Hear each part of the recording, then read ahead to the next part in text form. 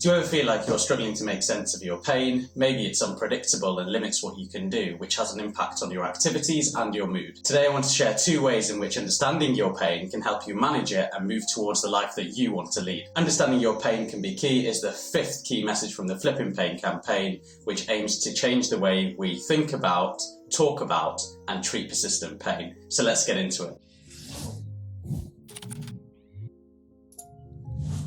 So there is a heap of misunderstanding out there about why pain persists. We now know from our previous videos that pain is one of our protective systems and responds to anything the body sees as threatening. These threats may be physical, emotional, or situational. But pain does not tell us what it's protecting against, it just shows up as pain. However, if you have a greater understanding of your pain, it can help in 2 ways.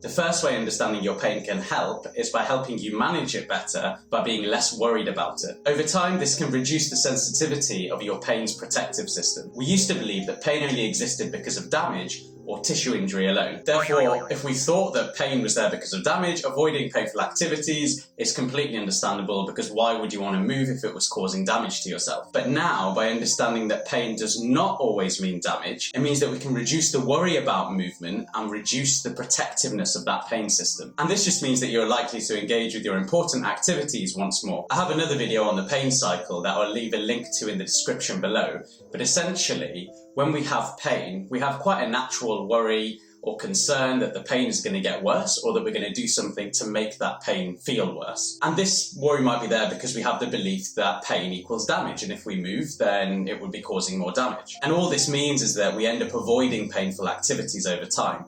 Now, this can be helpful in the short term because obviously avoiding painful things doesn't cause the pain anymore.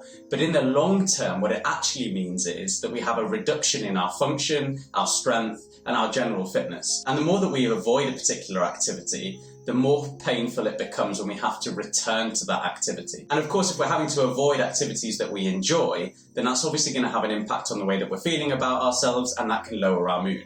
Now, all of those things, the physical changes and the emotional changes, all lead to more pain, and that cycle continues going round. However, now with this newfound understanding that pain does not mean damage, it should reduce the worry about movement, because if we believe that pain does not mean damage, we know that we're safe to move even though we have pain, because it isn't causing damage to our bodies. And as that worry reduces over time, it means that we can gradually reintroduce previously avoided activities that we enjoy. And this then leads to an increase in strength, an increase in function, and an increase in our fitness. And of course, as you're able to participate in your meaningful activities again, that means that there's going to be an improvement in mood and a likely improvement in self-esteem as well. All of these things then reduce the sensitivity of the nervous system and the pain system. Our pain becomes less protective, and over time we should find that our pain becomes better managed. Now, this of course is not as simple as I've just described, and it's very likely that this will be a long journey. Initially, when you're starting out returning to previously avoided activities, there's a likelihood you're going to have an initial increase in your pain. And this is very normal and to be expected. However, over time, as your body gets used to the return to activity and your nervous system becomes less sensitized, you should find that the activities become easier and more enjoyable to do once more. And the key to returning to activity is starting off low and building up slowly so that we avoid the boom bust cycle. And we can use a strategy called pacing to assist with this. I've done a previous video on the boom bust cycle and pacing, and I will pop a link to that video in the description below, so check that out if you haven't already watched that video. The second way understanding your pain can be helpful is that it can help you make informed, evidence-based choices about your care. In the last video in the Flippin Pain Key Messages series, I explained that medicines and surgeries are often not the answer in persistent pain.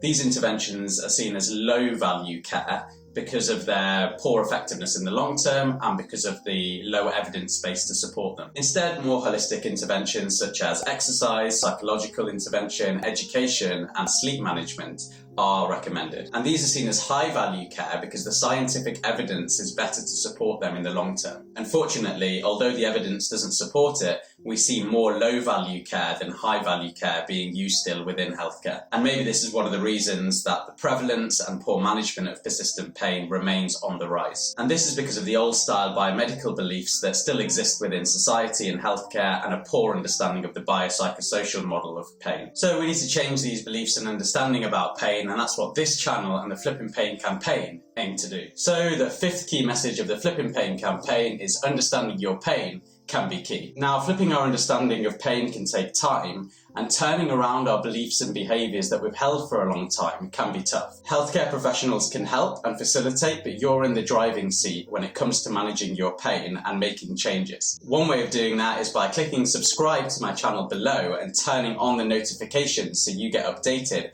every time I release new content each week. The content on this channel is going to help you learn about strategies to manage your pain that goes beyond medication, and hopefully that should help you live the life that you want to lead. So if you enjoyed this video, give it a like, and please share this with anyone you feel it might benefit. I'm obviously trying to spread the same messages as the Flippin Pain campaign. That's why I've done these 6 videos, and I'd really appreciate it if you could let other people know about this channel so it can help them as well. Be sure to check out the other key messages of the Flippin Pain campaign. I'll leave a link to the playlist in the description below, so if you haven't watched those videos, please check them out. And now I'm going to leave you with the video on the boom bust cycle and pacing that I spoke about earlier.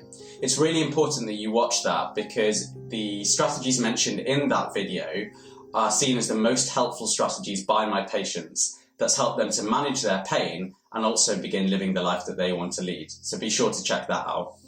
Thanks guys, and I'll see you next week.